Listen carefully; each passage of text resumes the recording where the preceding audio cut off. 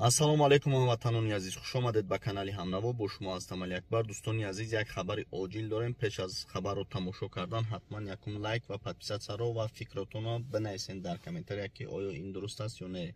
хабари оҷили мо срочно ҳамин аст ки самолёти Озарбойҷон дар Қазоқистон ба садама дучор мешавад. яъне ки сабаби ба садама дучор шуданаш ҳамин будааст ки паррандаҳо дар ҳамон парвона, яъне ки мотори самолёт мезанад ва ба садама дучор мешавад. дар ин бора боз дигар хабарҳоро тамошо кардем ва самолёт 67 ё ки 62 нафар одамро метавонисте ки аз ин давлат ба он давлат барад ва 14 нафари онҳоро люди упали, наҷот дод. самолет разбился.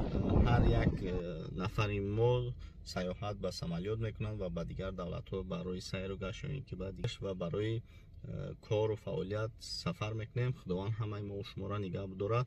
меҳмони канали мо бошед, лайк ва подписатсияро фаромӯш накунед. видеоро ба дигарон равон кунед. худованд нигаҳбонтон бошад.